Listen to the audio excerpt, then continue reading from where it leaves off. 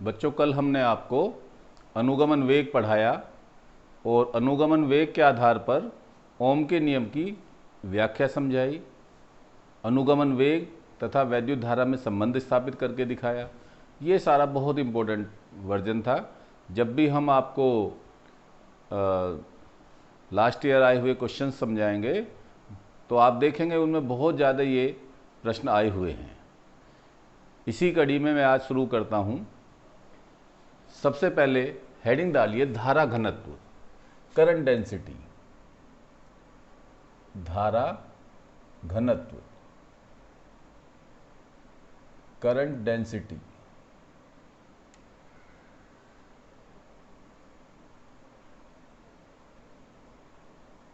Current density.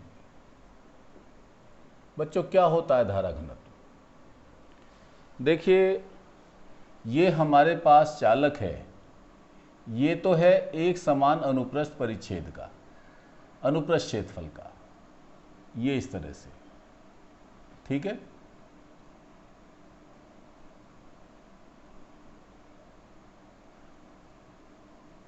इसमें जब हम धारा I प्रवाहित करेंगे तो हम देखेंगे कि प्रत्येक बिंदु पर, चाहे ये बिंदु हो चाहे ये बिंदु हो, क्योंकि यहाँ पर अनुप्रस्थ क्षेत्रफल समान है, एरिया ऑफ क्रॉस सेक्शन मान लो यहाँ A है तो यहाँ भी A है, और बच्चों यहाँ भी A है, ठीक है। तो धारा घनत्व आप जब निकालेंगे तो J बराबर होता है I/A, तो इसका मान एक जैसा होगा। इसका मान क्या होगा बच्चों? एक जैसा होगा। लेकिन यदि आपके पास चालक असमान अनुप्रस्थ परिच्छेद का है, इस तरह से हो चालक, और उसमें धारा I प्रवाहित कर रहे हों, तो आप देखेंगे कि धारा घनत्व इस चालक के प्रत्येक बिंदु पर अलग अलग होगा। कैसे? यहाँ पर एरिया अलग होगा बच्चों, तो धारा घनत्व अलग होगा। यहाँ एरिया अलग होगा तो धारा घनत्व अलग होगा। तो फिर हम इसे कैसे डिफाइन करेंगे? यदि चालक हमारा एक समान अनुप्रस्थ परिच्छेद का है तो फिर तो कोई प्रॉब्लम ही नहीं है। हम सीधा सीधा कह देंगे कि किसी चालक के एकांक क्षेत्रफल से प्रवाहित धारा को ही धारा घनत्व कहते हैं।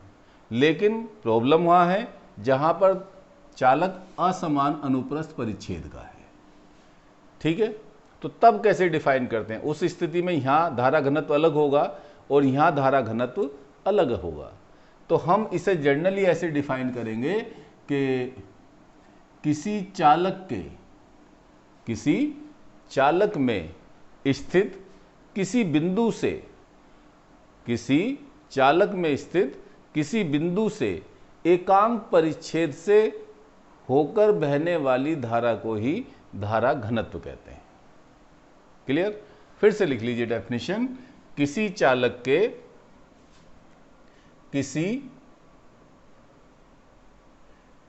चालक में उपस्थित या किसी चालक में किसी बिंदु पर धारा घनत्व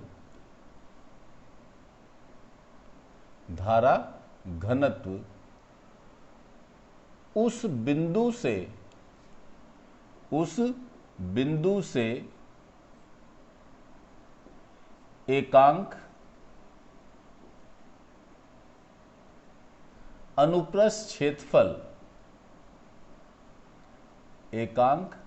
अनुप्रस्थ क्षेत्रफल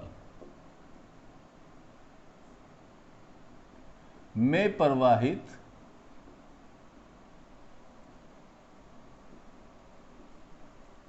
विद्युत धारा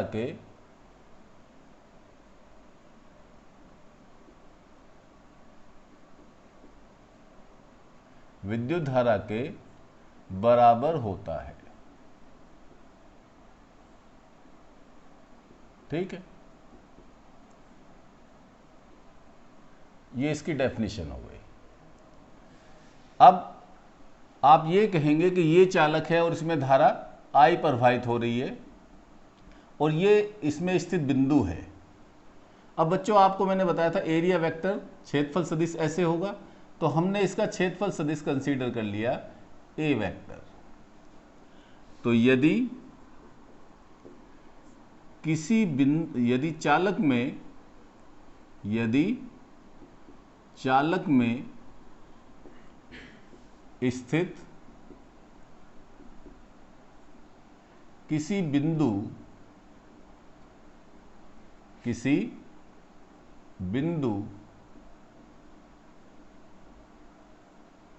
P पर चालक का क्षेत्रफल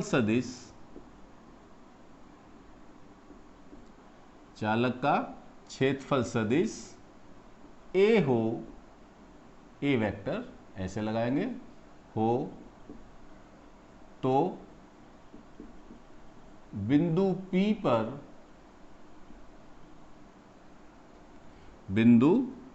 पर चालक में धारा घनत्व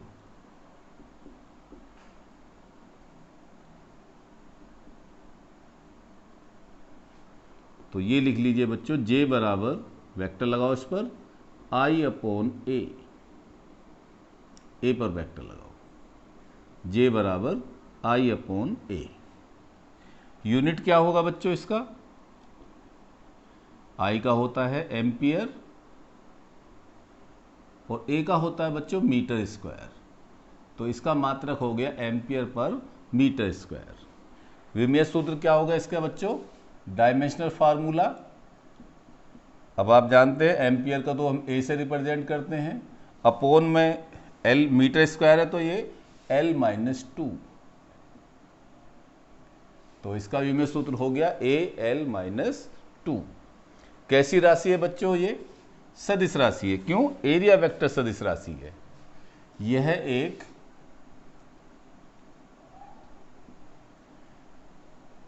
सदिश राशि है, यह एक सदिश राशि है, it is a vector quantity. Clear? समझ में आया बच्चों? अब एक बहुत इंपॉर्टेंट क्वेश्चन लिखिए, ये आपके यहां 2019 में आया हुआ प्रश्न है, नोट करिए।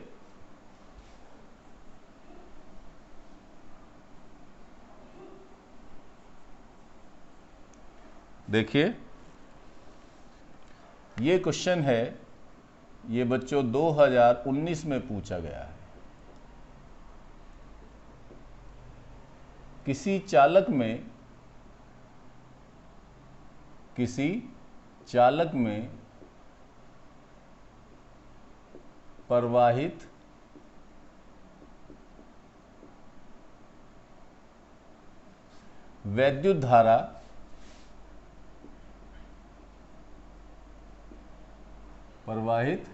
वैद्युत धारा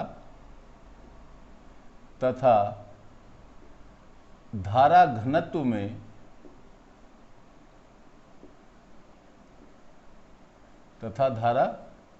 में अंतर स्पष्ट कीजिए।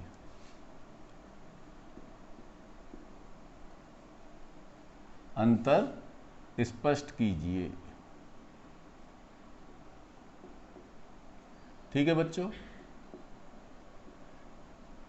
कैसे अंतर करेंगे? तो सॉल्यूशन आप आंसर इसका ऐसे देंगे, आप अपनी कॉपी में एक तरफ लिखेंगे वैद्युत धारा,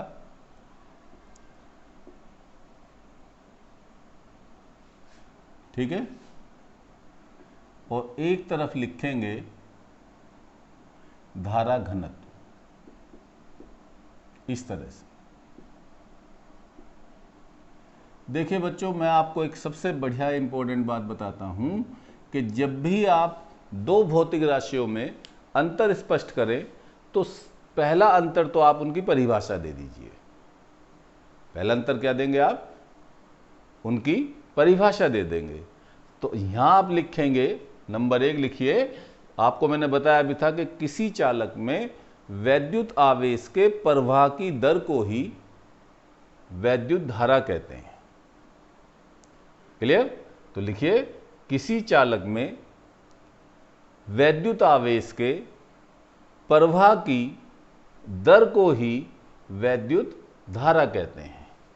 फिर आप इसका सूत्र लिख देंगे I बराबर Q/T। क्लियर? अब इसमें लिखेंगे दूसरा पॉइंट। अब आप इसकी परिभाषा लिख दीजिए। किसी चालक में स्थित किसी बिंदु से एकांक अनुप्रस्थ क्षेत्रफल में, किसी चालक में स्थित किसी बिंदु से एकांक अनुप्रस्थ क्षेत्रफल में बहने वाली धारा को ही धारा घनत्व कहते हैं। लिख लिया? फिर से मैं बोल देता हूं इसकी डेफिनेशन।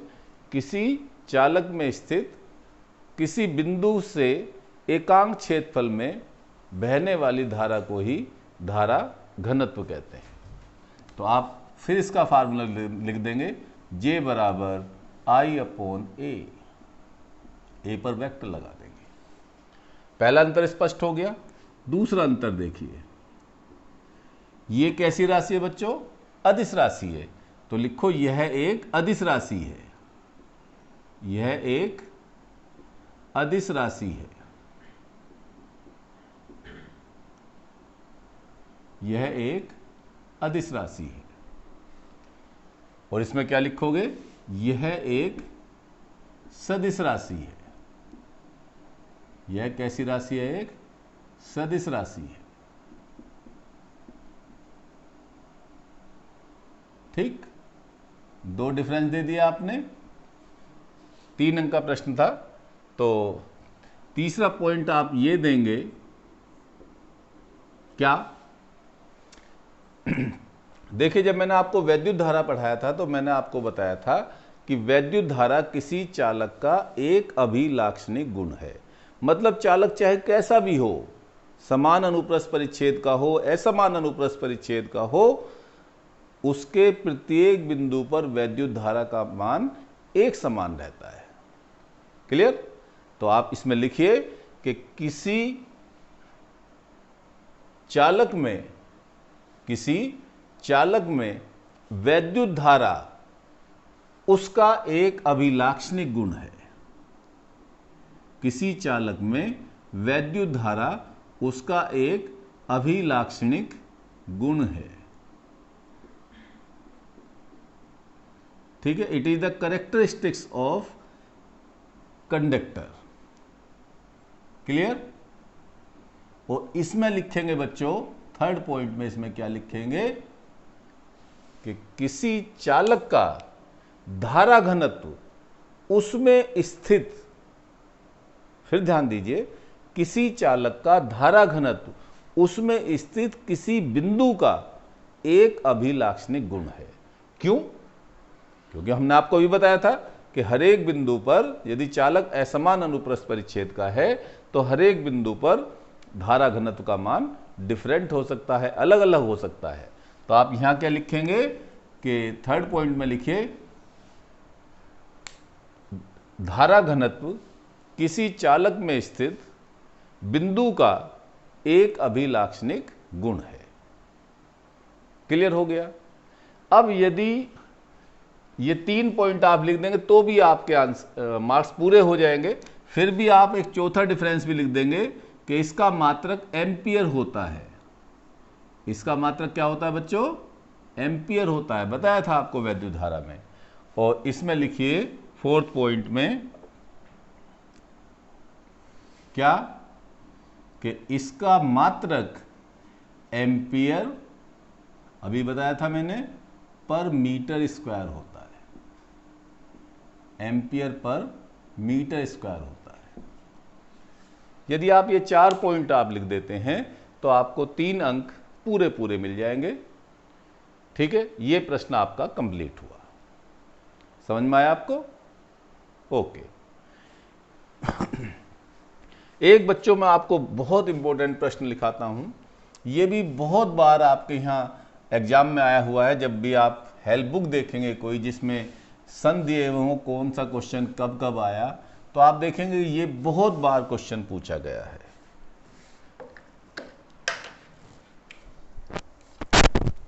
तो लिखिए क्वेश्चन,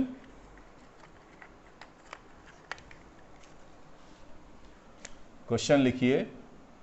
ये 2017 का तो मुझे याद है, उससे पहले भी बहुत बार आया हुआ है।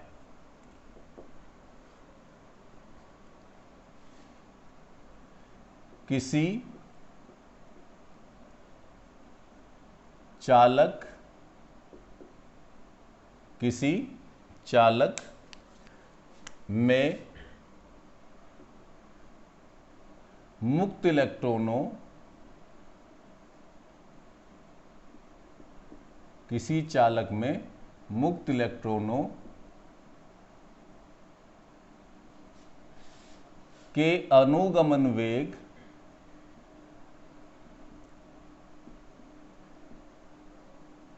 चालक में मुक्त इलेक्ट्रॉनों के अनुगमन वेग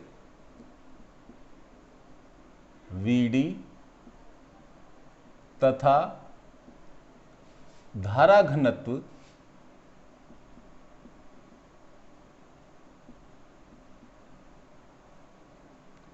J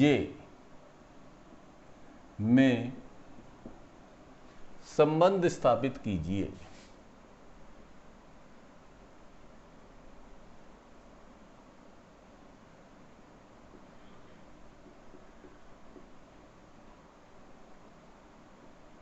ठीक है बच्चों, बहुत इंपॉर्टेंट क्वेश्चन है।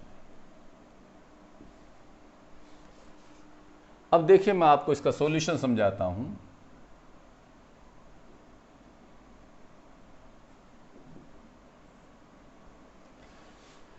आप इसमें ऐसे लिखेंगे और यदि फिगर बना देंगे तो बहुत अच्छा होगा।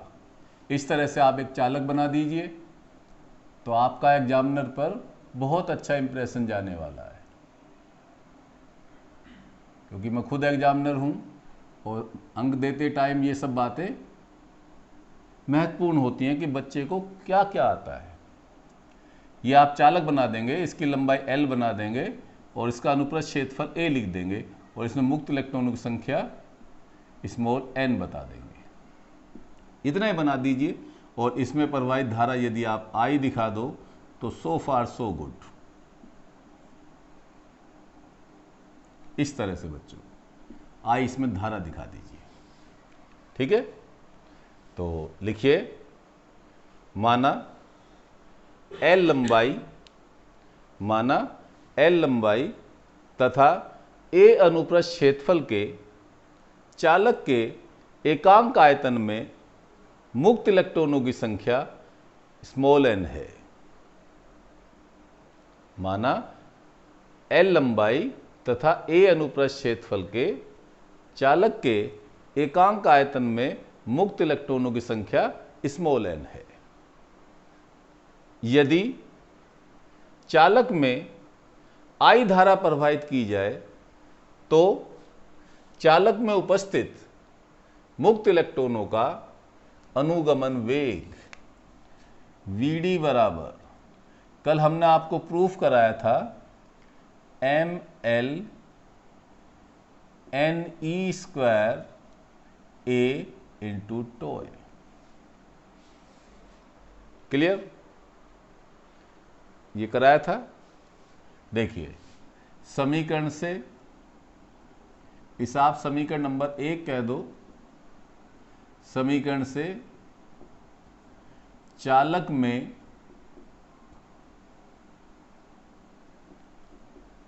प्रवाहित धारा,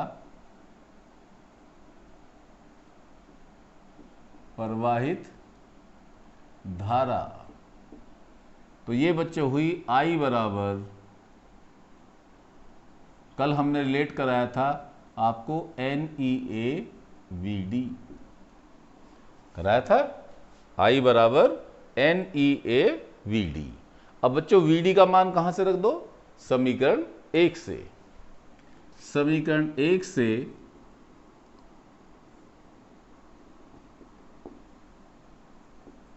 Vd का मान रखने पर, Vd का मान रखने पर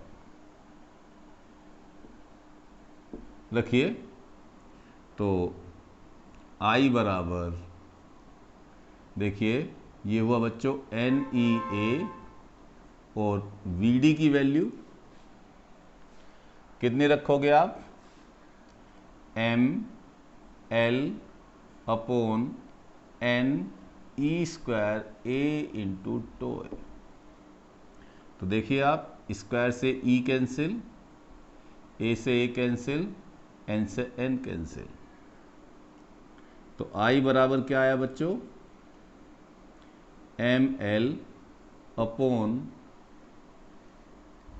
E इंटू टोए। देखिए क्या किया हमने, I बराबर NEA तो जू का तू है, और VD की वैल्यू हमने डाली बच्चों ML upon NE² A into tau. ठीक है, तो N से N कैंसिल, E से स्क्वायर कैंसिल, A से A कैंसिल, तो क्या बचा बच्चों? ML upon E into टोए।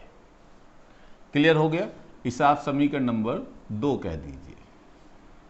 अब चालक का धारा घनत्व, अब चालक का धारा घनत्व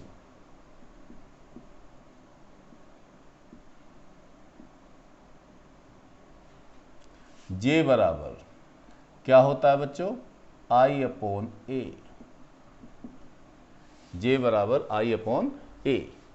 अब I का मान कहां से रख दो? समीकरण 1 से, समीकरण 2 से, सॉरी, समीकरण 2 से I का मान रखने पर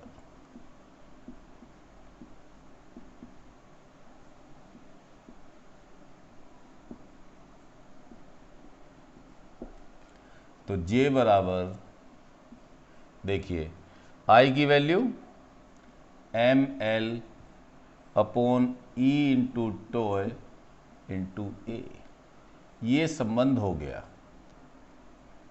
ठीक है, ये संबंध हो गया। अब हम अपने मूल प्रश्न में लौटते हैं। क्या करा? मुक्त इलेक्ट्रॉनों के अनुगमन वेग तथा धारा घनत्व। अब देखिए, चूंकि J बराबर किसके होता है? I upon A। अब J की वैल्यू क्या रख दीजिए? NEA VD। I की वैल्यू रख दो अपॉन A से कैंसिल, तो J बराबर NEVD। ये दो रिलेशन हुए। यदि आपसे पूछे कि धारा घनत्व तथा श्रांति काल, धारा घनत्व का मान श्रांति काल के पदों में लिखे, तो आप यहां तक प्रूफ करेंगे। और यदि आपसे पूछे कि धारा घनत्व और अनुगमन वेग के बीच संबंध स्थापित कीजिए, तो आप इसे इस तरह से प्रूव कर देंगे। तो ये आपके जो इंपॉर्टेंट क्वेश्चन हुए, जो आपके बोर्ड के एग्जाम में आए हुए हैं, इन्हें आप बहुत ध्यान से कीजिए। अगली वीडियो में मैं आपको इससे आगे डिस्कस करूंगा और क्लियर करूंगा। Thank you.